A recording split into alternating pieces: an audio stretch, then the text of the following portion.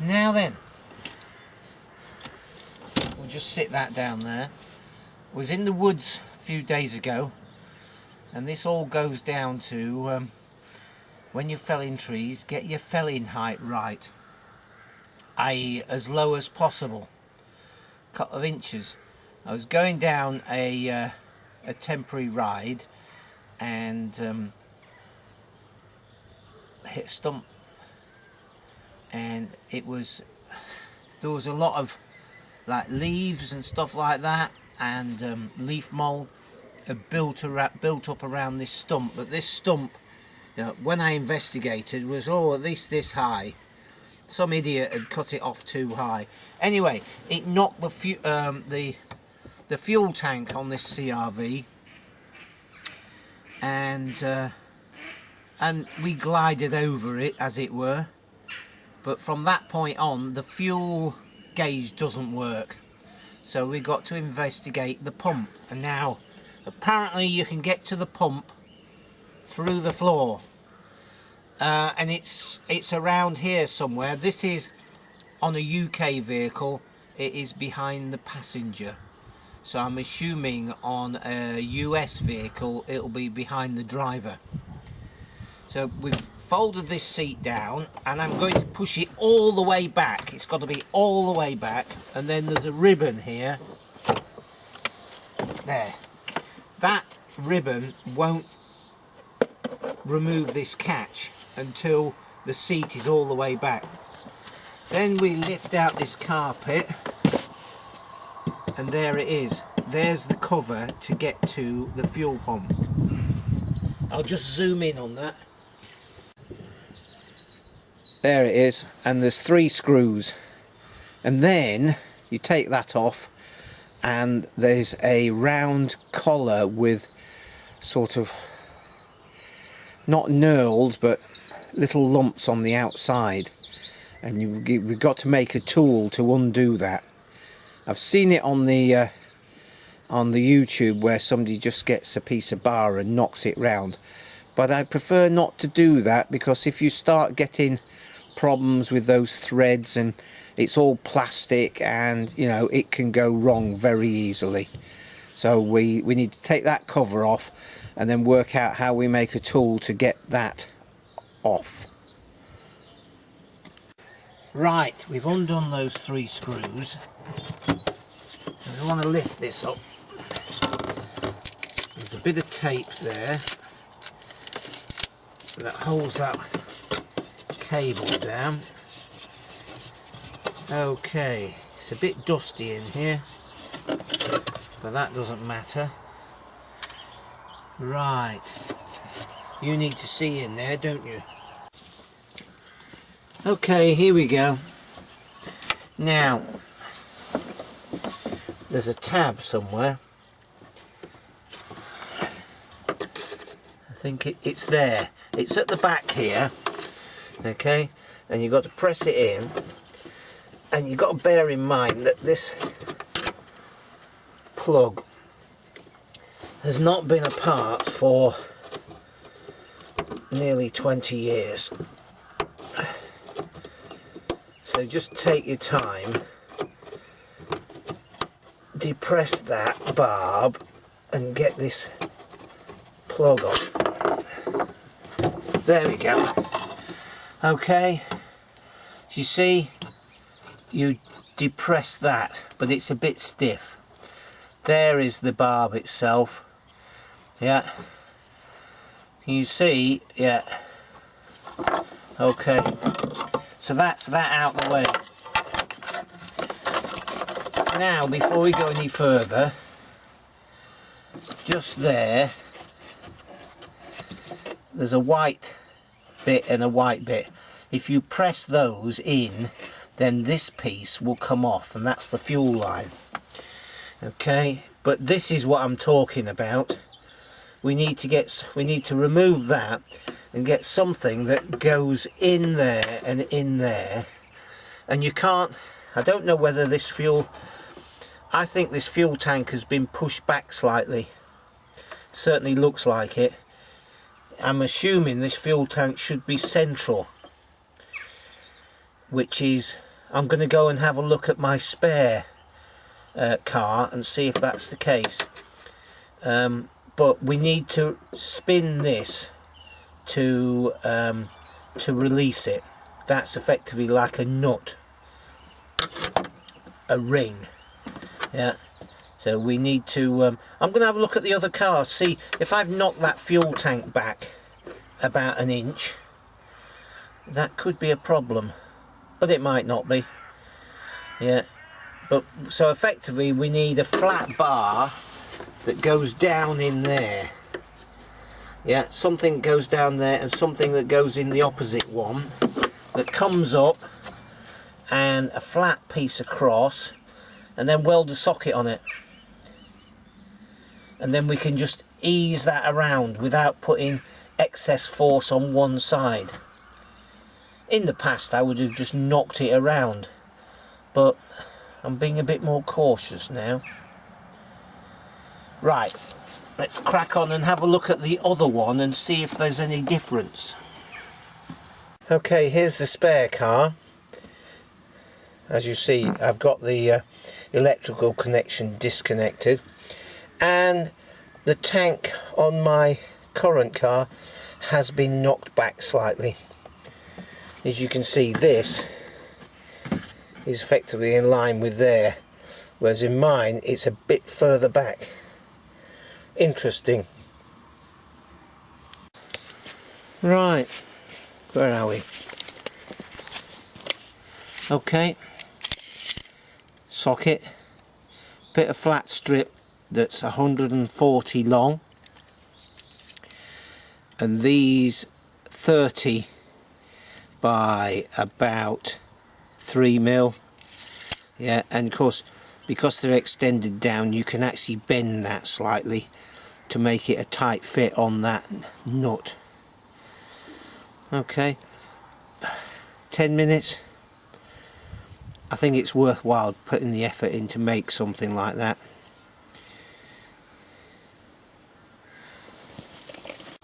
Okay, I've actually bent those slightly, so it's a fairly tight fit, and this is just a road test just to see.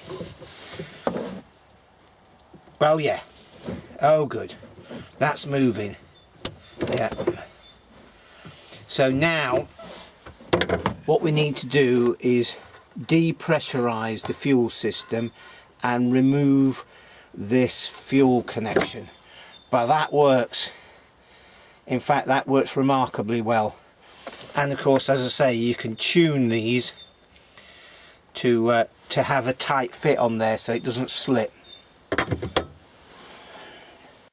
Right, then I've got the other pump here. Can we see all right? Yes, we can. So on this one here, that fuel pipe is facing that way with the connector there, so the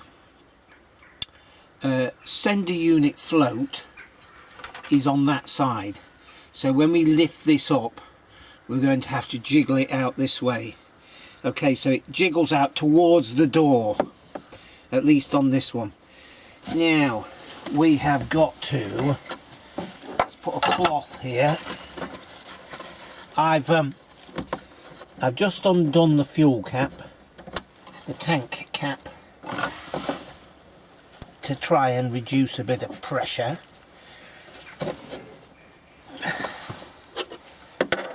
Okay.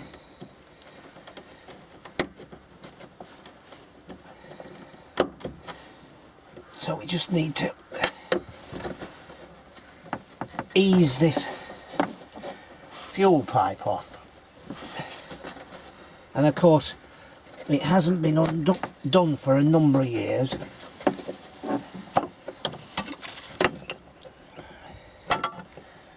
Okay, so we've just got a bit of fuel leaking there. I'll just try and catch that as much as possible. There we go. And I've caught a bit of fuel in this cloth. old shirt.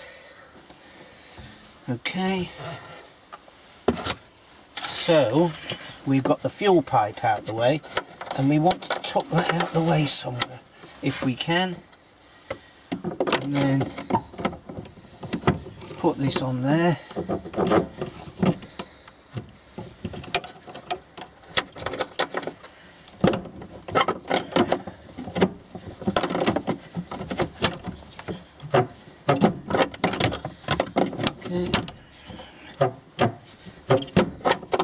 So we're undoing this.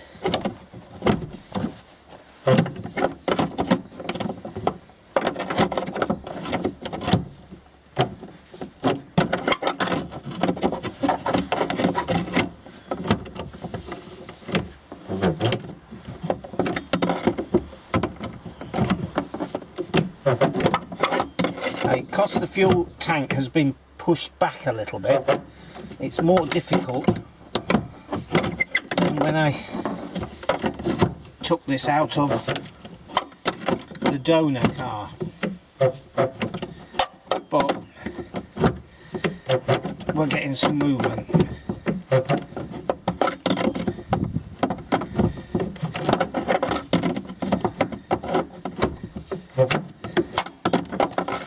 That fuel pipe is being a pain in the neck.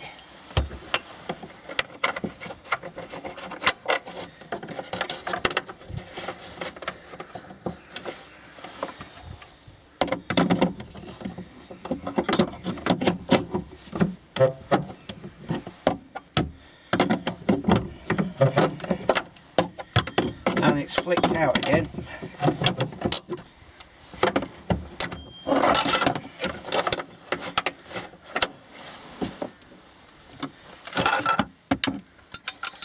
Okay, I will get back to you. Oh, there we go. There's the ring. There we go, and the pump's leapt out. Okay, so the sender unit is over there. So we lift it out.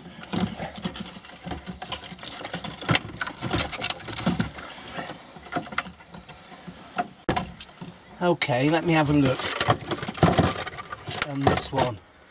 So when we're like, it's very useful having this other one. So we're there, so we're over there. There. And there's fuel everywhere.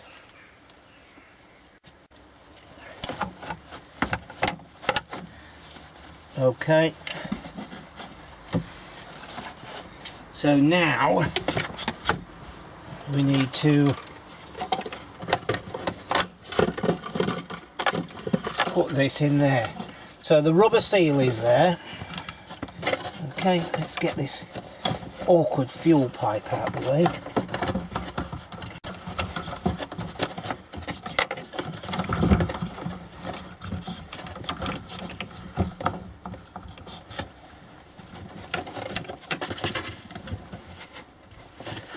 Okay, so we want it round like that.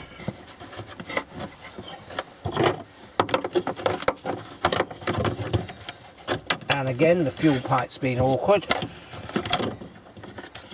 So there we go. Now, when I tried to get this ring back on the other tank,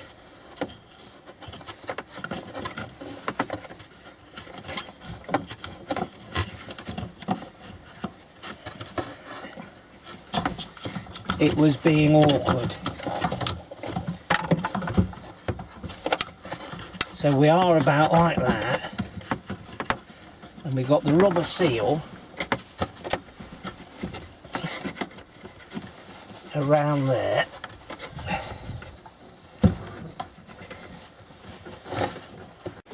Okay, that was a struggle.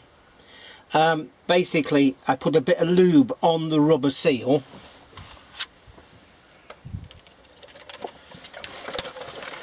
which is this rubber seal here. So I put a bit of lube on there and I press this down in there, And before I put the ring on, I made sure, and I had to use a piece of wood to push on it to make it feel like it went clunk in there, and the rubber seal was sealed all the way around. Yeah, and then I had to tap this round like that to make sure the fuel pipe lined up. So that is the knack, is get the pump in there first.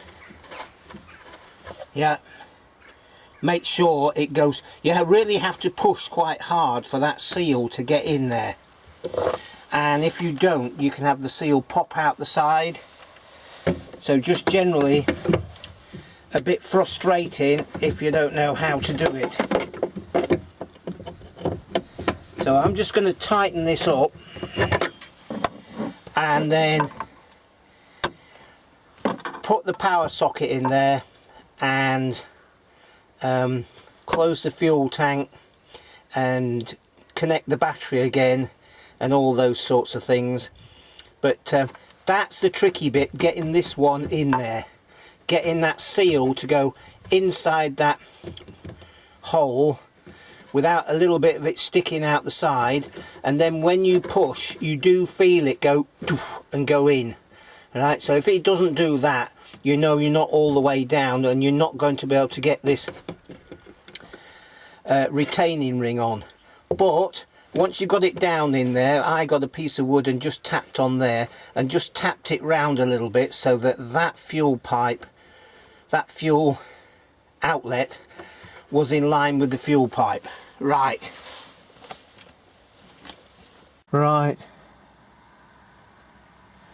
Well, that was a big fat failure. It runs still, and the interesting thing is that I tried the pump that I've taken out of this, i.e. the original. I tried it in my spare car, put a battery in there, struck it up, and it's been sat there for more than a year, and it struck up quite quickly, and the fuel gauge worked. So we have another problem somewhere. There's no separate fuse for this, and as you see, it's all working. So I don't know, at the moment I'm going to work off the trip and fill the car up at every 200 miles or something like that, and have a gallon of fuel in a can. Frustrating. Yeah, very frustrating. Anybody got any ideas? I did have a word with Jamie from the station garage at Bishop Stortford, and you may remember I did a video with him a number of years ago now, and I'll put a link to his channel. You might enjoy that. And we couldn't really get to the bottom of it. I've got some I've been thinking about things, and I've got some ideas, some tests. So this will probably end up being a 2-part series. Right, catch up with you soon. Cheers for now.